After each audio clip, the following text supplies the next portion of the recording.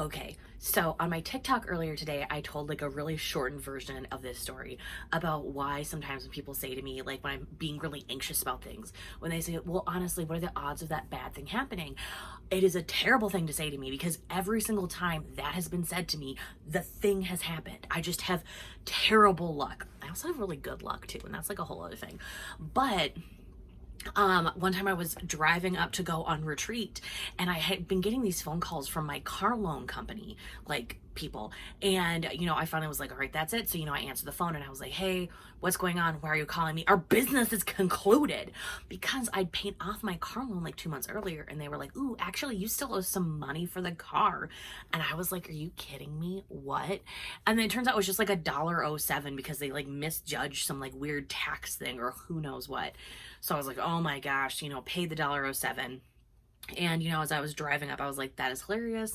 I thought I've owned, fully paid off my car for like months now, and I only just paid it off now. So I pull up to the retreat center, I come out, I'm chatting with my friends and telling them the story. And one of them's like, ooh, don't you know, like when you pay off your car, that's when you're most likely to get in a car accident.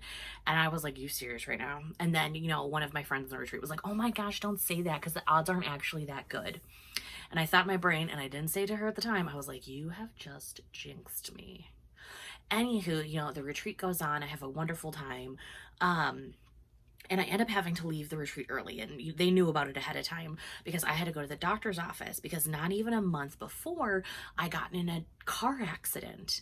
A deer had jumped out in front of me and it was a whole thing. But my neck and my back and my whole body were still a wreck about it. Just like how my neck, back, and body are still a wreck to this day.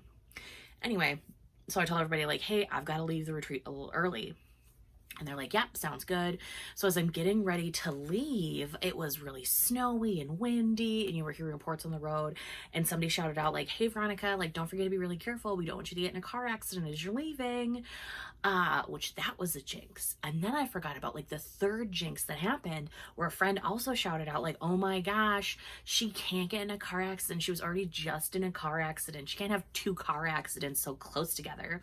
So I was jinxed for paying off the car, for a friend being like, no, she's already been in a car accident, she can get in another one. And the third one because somebody was like, don't get in a car accident because of the weather. Well, I get out to the road and I'm driving and it is super slippery, super icy. It is everything you can imagine about like a terrible day to drive. And I was like, you know what? We're going to be extra cautious. So I was so careful, so cautious. I was, 5 under the speed limit. I didn't even have music playing in my car because I was like, you need your full focus on driving safely. Well, I end up at one point getting to the top of this hill.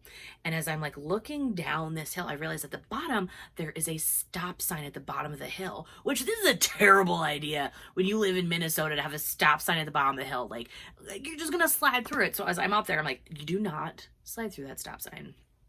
So I may be doing 20 miles an hour, just barely, like the toe of my foot is on the gas, just kind of going forward because I'm getting ready, to have to start push on the brake 100 feet in front of the stop.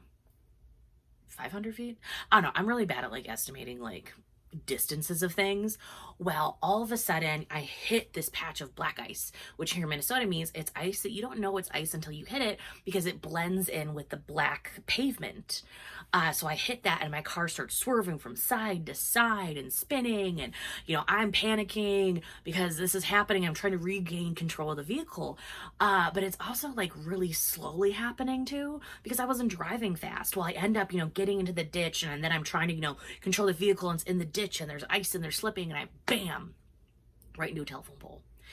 And I'm sitting there just shocked, like, did that just happen? I get out, I look at the car, look at everything, and I'm like, ew. So, I call up 911. And at this point, I've been in enough car accidents too. Like, the shock of it wasn't going to hit me till later where I'm just like, ugh, you know what you need to do. You know how to handle it. So, a police officer comes over to take a little inspection of the car and, we're talking. He's like, well, maybe it's not that bad because, the airbags didn't deploy. And I was like, that's what I was thinking. The airbags didn't deploy. Tow truck comes along. They do some stuff. They're like, yeah, dude, it is not. We're going to tow it to the nearest place and we're going to figure it out for you. And I was like, okay, perfect. Thank you. I end up then doing two things where one, I call up a buddy of mine who was up on the retreat who kind of lives in the same area as me. And I was like, hey, can you drive me home? And they were like, oh, what did you do? So, you know, they had to come and, you know, pick me up.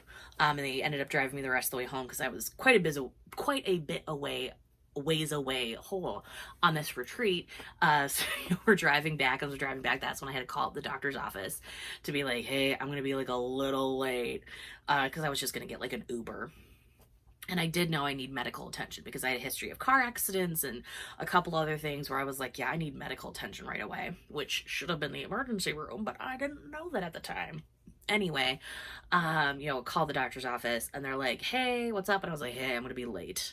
And they're like, oh my gosh, why did you get in another car accident? And I had to go, yes, I did. And they went, you joker, what happened? I did.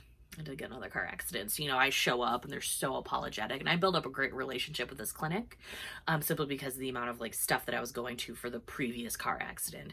So, you know, they did the x-ray, they did the check and this and that and da-da-da, and started getting everything, you know, all figured out, Ubered back home. And it was during actually the car autopsy, like the next day, is when I found out that the airbags should have deployed, but they didn't because the airbags were broken. So that was cool. But I always kind of think of these stories or a couple similar other ones whenever somebody's like, but what are the odds of the thing happening? And all I just sit there and think is like, well, you know what? They weren't that great until you said that, you goof. But yeah, we're about almost 7 years since that happened. And it is